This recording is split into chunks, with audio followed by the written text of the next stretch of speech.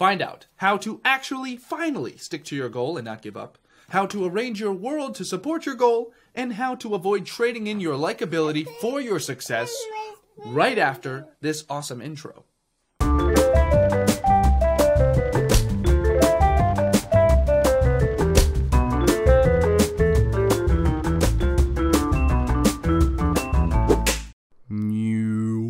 High Performance Habits by Brendon Burchard.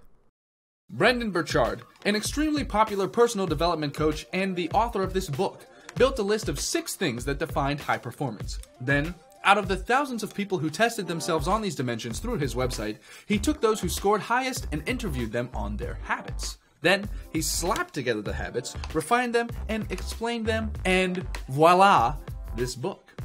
So, what are 3 things we can use from this book?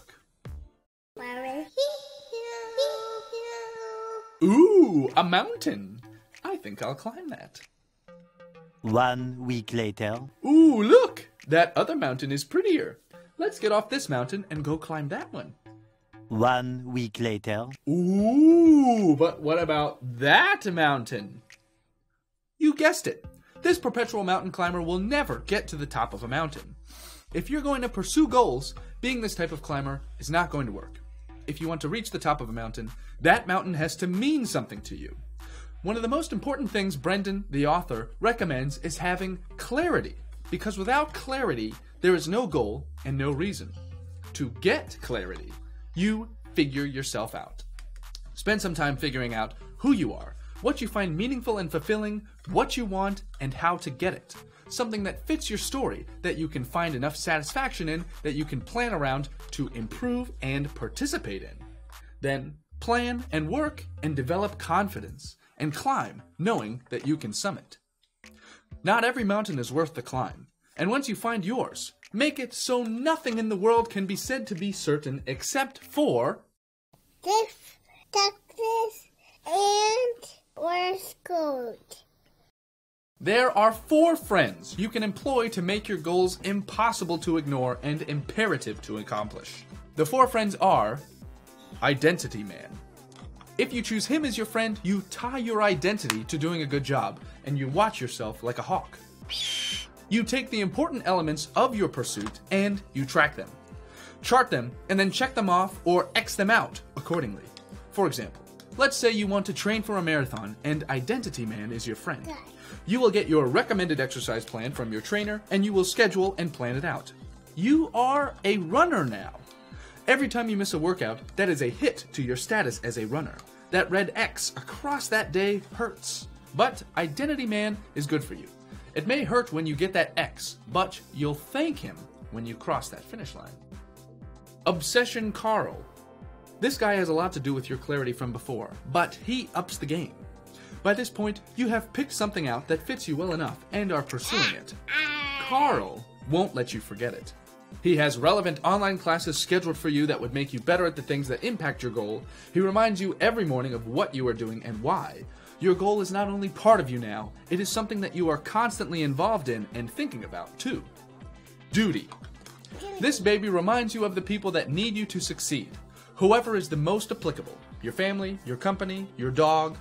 He also sets you up to volunteer, so you can meet good people who will support what you do and who you can share your accountability with. He's about making you accountable to your dependents, friends, and loved ones. Urgency Lady. She not only has the easiest requirements, but is also the most effective for bringing necessity to your goals. Urgency Lady makes deadlines. Create deadlines. Put them in your calendar. Post them on your computer. Write them in the dust on your car. Whatever you have to do. Deadlines make things real and they give you a time limit, motivating you to get actual, specific things done. Keep your relationships with these 4 friends strong and you will be bringing a gun to a knife fight. You have put in the time, you know what you want, and you've built the slide to get yourself there. But maybe you want some bumpers to keep yourself from ending up in the gutter. The 3 anti-practice. Ding. There are 3 anti-practices of high performers. Superiority.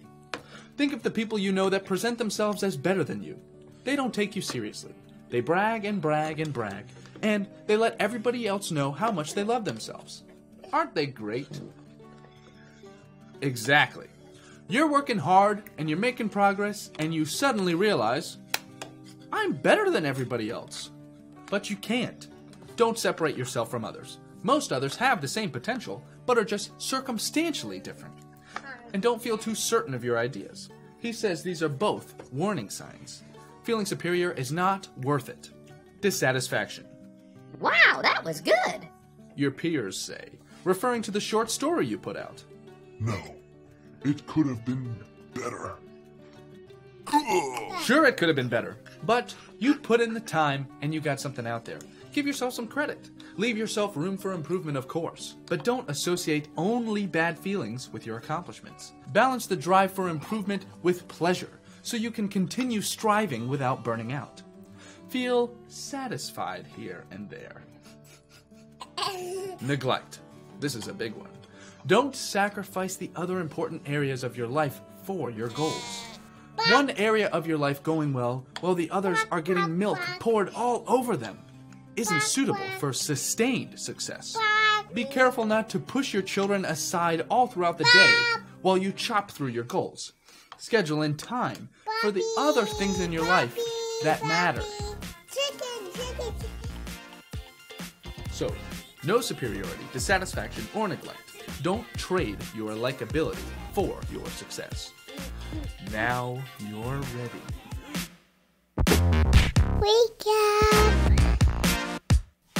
Wake up! You can't climb a mountain until you pick the right one and get gear that fits you. Make your goals absolutely necessary by identifying with them, obsessing over them, being accountable to others, and setting deadlines. Avoid superiority, dissatisfaction, and neglect if you want to maintain a healthy relationship with your pursuits. This book was kind of an all-you-can-eat buffet. Brendon has clearly been doing this a long time and, like we saw, has made his mark in the industry. Though they weren't really habits in the way we usually think of them, he does say the 6 things are repeated behaviors, so I can't tell if calling them habits is gimmicky or genuine. But I am an idiot. Continuing. This book is really well broken down and then pulled apart so that every other sentence is either applicable to the solid stone results and tricks people, and the other sentences tickle the cross-legged incensors. Not bad. I'll leave links to his website if you want to get deeper into his personal development stuff. This book was actually a suggestion. Thanks, Susan. I got another one, too. Thanks, Klaus. You guys keep them coming. Thanks for watching. I love that we have so many subscribers now. This is so cool. Thank you. If you'd like to be our friend, and you're not already, subscribe so you don't miss next week's video, and See you next week. bye.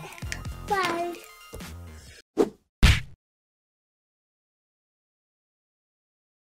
It's always so much fun because Maddie is so cheery and bright. We'll see you next week. Bye.